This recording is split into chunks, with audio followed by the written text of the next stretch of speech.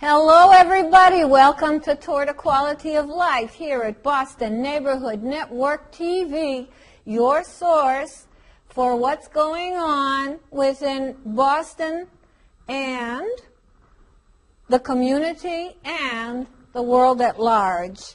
And here we are, I'm about to talk politics to you again because I am so very, very uneasy, shall we say, is a kind way of putting it, with what is going on in our country and decisions that are being made, if that's what you want to call them, and the basic upheaval such that we're slowly being cooked like the frog in mildly tepid water that soon enough becomes cooked to death as the temperature slowly gets hotter and hotter without ever realizing what happened. So that one day we wake up and our country is not the great United States of America that we've all come to love and know, hopefully, certainly with faults, certainly with blame. But as countries go, not a bad one to be in and not a bad one to have. Now, some people ask me, why don't you reference where you get your information from? And I will tell you, as I have before, that I get it from sources like Real Clear Politics, Politico, Huffington Post, two very, very, very liberal-leaning societies or organizations. They reference and link to New York Times, LA Times, and so forth. I also do more conservative, like World News Daily. So I get it from a number of sources, and those sources link to the newspapers of the United States and of the world, as well as internet news feeds, too. So, but the easiest way to see about what I'm saying is merely to Google what I might say, use a few words, a few appropriate words, and a lot of information about whatever I'm saying will come up.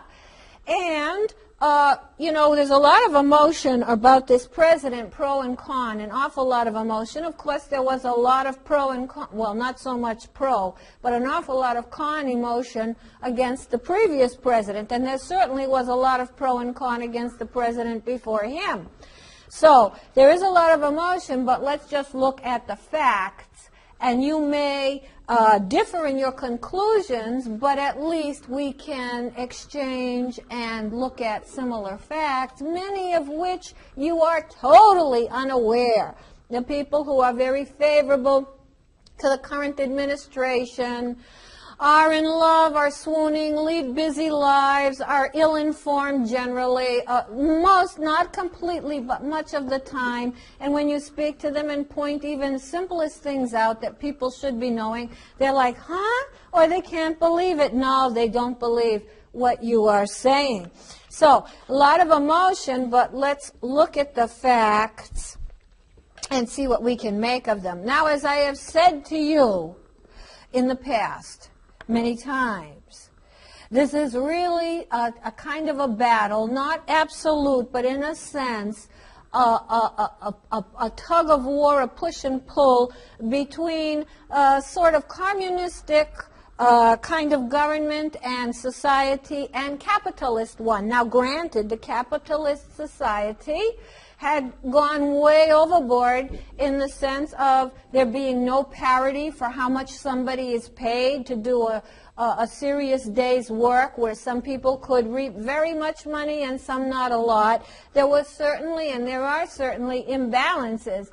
And those go to some of the most famous people that we haven't even hit upon yet, such as Warren Buffett, Bill Gates, Oprah Winfrey, Tiger Woods, etc., etc., etc. People can say, how do these enormous accumulations of wealth get to happen to some people, and yet when you work very hard at whatever you're doing, if you work hard, you don't seem to get very far at all and may not even be able to afford what is now kind of infamous, namely health insurance.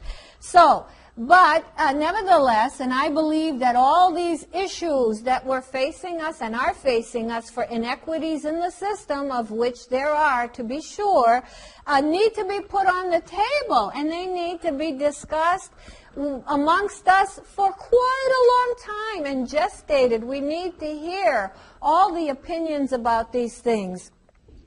And we need to study them and know what we don't need one person sort of taking the fabric of society and throwing it up in the air and shaking it out and letting it fall in whatever way it may. And we are going to see our chickens come home to roost as these bills that are very, very enormous, you've seen how big they are in material volume, actually start to have a direct influence into the culture. We're going to see, oh my goodness, what it's going to cost us in freedom, liberty, and money. And the biggest slavery we will be in is, of course, the slavery to owing so much money, which we do right now. It's not a joke, and I know we're busy and we go about our lives, and a lot of people think, oh, I don't do politics, or I don't even vote, or I don't believe. People say to me all the time,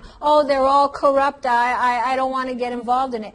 There is nothing more you should be knowing in life than politics, that you should be involved in, that you should make your children aware of. That's how we would be much further advanced as a culture together if we all knew a heck of a lot more. Politics, whether we like it or not, and certainly the way we have our system now, where money is the key to getting elected, that if you don't, and money is the thing you have to think about every day, which is what the Congress does, which is why the bills they're making in great part are so bad for us, because they're all propelled and paid for by money, that we'll never really have a better system until we can vote and be about people where money is not an influence in politics. So that's a big problem right now. But nonetheless, politics is about how we live together. And we really, really must know more about politics.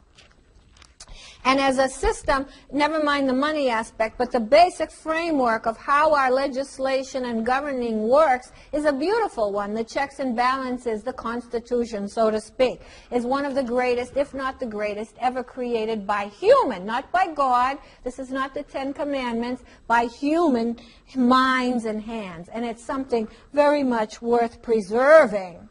And it's a very young experiment indeed. The country is only a couple hundred years old, 300 years old even, a couple hundred when you think of, a little more than that, when you think of when it was literally established as such. Okay, now, so what we really have now, however, is a quiet revolution.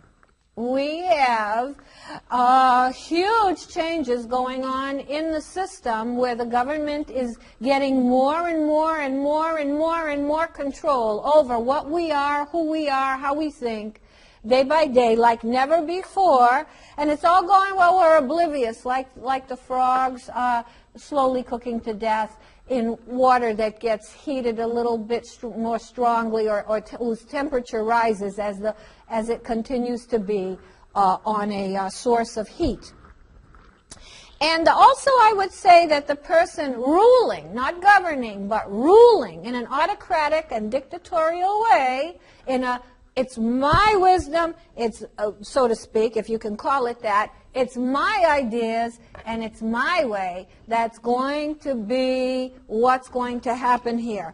And this ruling rather than governing, because the limits on a president should be quite a bit. They're in theory and in tradition and in legacy, they're not allowed to just be doing whatever they want to the people as they want.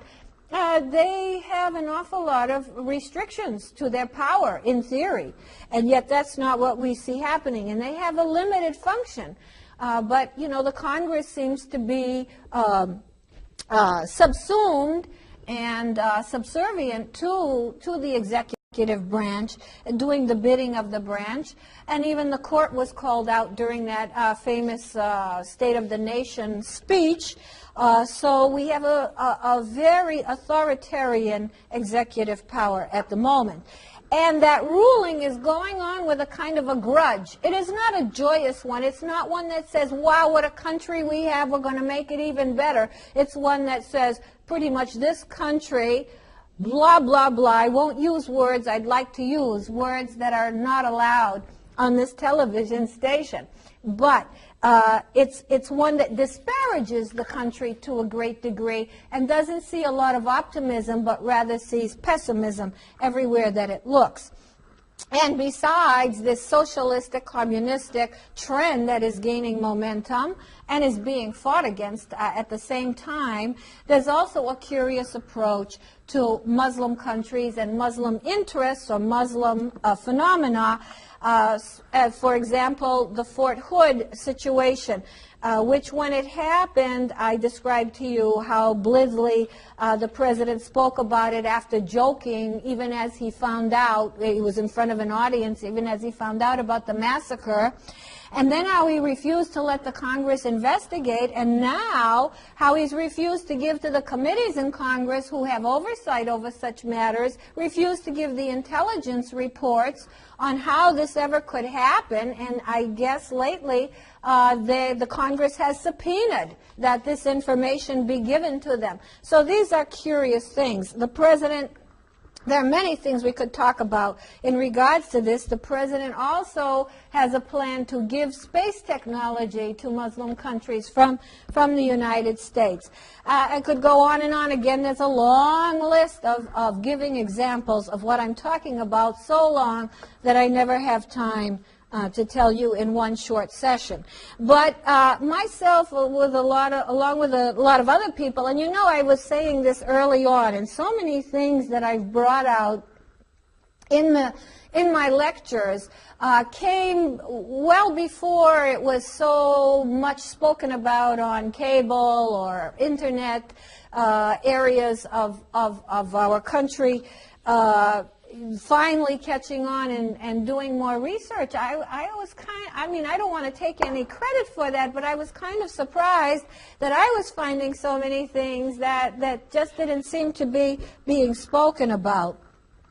And anyway, it looks very much like we're on a fast path to destruction. And this is mainly, certainly destruction of the way of life that we know it now, and destruction of us because the money that we have spent, not overall, not for the past 20 years, that's true too, but money that happened since January of 2009 that never had to be spent. We weren't broke before 2009, now we are broke. And the press in many countries besides our own is talking about the grave situation in the United States and the fact that probably it will not be able to retain the standing that it does. They don't see anything we're doing as a way out of our decline. And you know that it's costing an awful lot of money to live.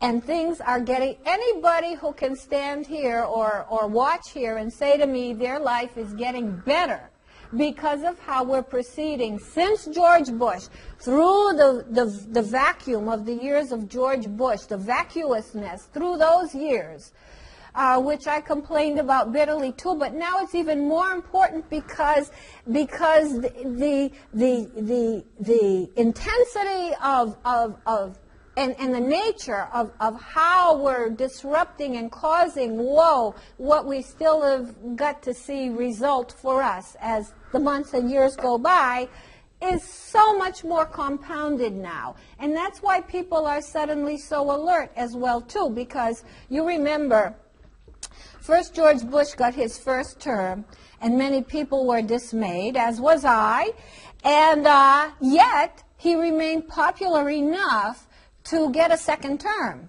Okay, so he was still popular enough to get a second term, and it was only in that second term that virtually people from both sides of the aisle started to say, no, we cannot continue with this. And then you remember, so they were waiting for a new term, a new president, a new regime. Then you remember toward the very end of George Bush's term, Mr. Hank Paulson of previously of Goldman Sachs, did go to the Congress and demand all this bailout money for the wealthy fat cats, very wealthy fat cats. And of course he managed to get it very rapidly. And at first he presented merely a page that says, give it to us now. I'm paraphrasing. Of course the language was more technical. Don't put any supervision or oversight of what we're going to use it for, and just do it.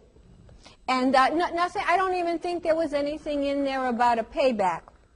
So when this happened, people became up in arms. That's when the other side of what we are now calling a quiet revolution, trying to take over our country, the other side that cared about America being the constitutionally republic and semi-democratic kind of country and government that it was, were up in arms, and they were flooding Washington. Don't do this bailout. They were freaked out, to put it bluntly. And then they see in January, not only do we continue to give enormous sums, this happened in the fall, right before 2009, and so then they're figuring maybe there's hope. What's the new term going to do? Now we're in the emergency situation where people are already saying, hold it, don't you dare go there, don't take a step further with the money, stop it right now. And of course, not only did Congress and the government not hear us, but they intensified the money and the programs and the benefits and the guarantees. It is so sick now that these very aggregated wealth interests are able to, they were able to sell worthless securities, these so-called CDOs and so forth, of packagings of people's loans that never were going to be able to pay it back.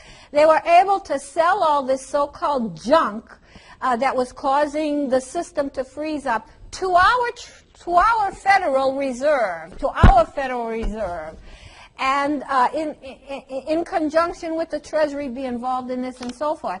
And then they got money for it back. And then when the government then needed money from them because they needed loans, and that's how things work with the Federal Reserve, they borrow from these banks they do business with, and then they return the money, and vice versa. There's always money going back and forth this way.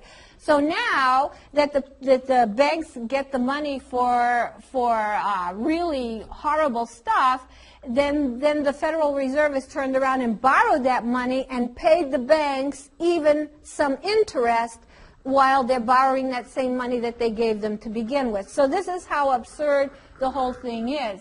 And many, many people, contrary to the popular opinion of what you will hear in the press, many learned people, people in these markets, people with financial backgrounds will say, no way should these bailouts have occurred. I know the popular mythology that people swallow hook, line, and sinker is, we had to do it otherwise. Yes, you know, who would have lost in this situation?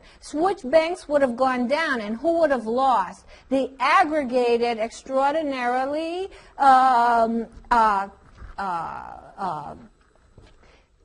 condensed and concentrated wealth of persons that deal with these banks, not the ordinary citizens. So it's been a terrible time. And similarly, General Motors, which was taken over by the government and given big amounts of money, even now, that it still owes, similarly could have failed on its own. But what happened is it was made into a situation where the union was given much more power. Bondholders were thrown out. Car dealers, who were private business people in this country, were told to hit the road by an autocratic government, an autocratic executive power that runs rings around the traditional and constitutional ways of doing things and legal ways of doing things. And here we are. Here we are, all this money gone, and all this money owing, and budgets. and programs that are continuing to be put into law, that are escalating the amounts that we owe and making us less and less viable, less and less flexible, less and less able to be the country that we're used to being. And by the way, when you see the current General Motors ad, which advertises that they paid back $5 billion, I thought $4 billion or something to the government recently. Whoa! What a false advertisement, because they paid back that money with money that they were given by the government that still is on loan to them. That's how they paid it back. So there's no truth in that advertising, and even the government is trying to play up that they paid it back.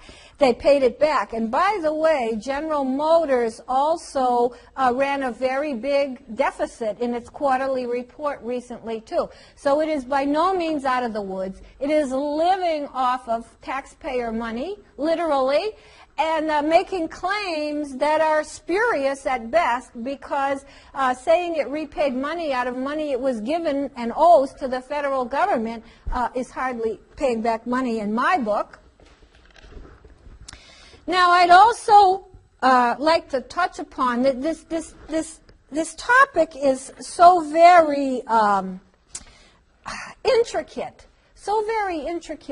and there's so much to say about it, and there's many things causing us to be as ill-informed and asleep, so to speak, regarding this subject of how our government is going and what's coming down the pike. And some of this is how complicated much of this stuff is to understand and know about, and if you're not a specialist in a particular area, you probably haven't got the wherewithal to take the time to learn and figure out and know. And then there's the other thing, that people's lives are so busy that even if they were willing to do that, there's just no way for them to be doing it. But, so I haven't gotten through most of what the thesis was. This is a very short time of what I was going to talk to you about, but we are going down a fast path of destruction. And you know what? Debt is slavery, and we're in beyond over our head. And the new budgets that are going to be proposed for the coming year or two are going to, before we even address how we're going to pay down this debt or reduce this debt, we're incurring vastly more amounts than we ever did before in the next months coming down the road. Those are the plans on the table. And ladies and gentlemen, guess who's going to get hit with all of this? I ask you to guess. Is it going to be Goldman Sachs? No. Is it going to be Citigroup? No. These are the people that can move anywhere they want in the world and do, and really owe no allegiance. Are we ready to wrap? Well, the time goes by much faster than I can imagine, I guess. So, anyway, death is slavery. Bureaucracy, which is increasing at an alarming rate in this autocratic new semi-communist system of government being set up, ownership of everything, control of everything. Debt is slavery. Bureaucracy is slavery. Freedom is what's at stake. Our futures is what's at stake. We ought to remain the country we are and work things out together. We have a lot to work out. But this is not the way to go. This is the path to destruction. Thank you very much. I will see you again next time.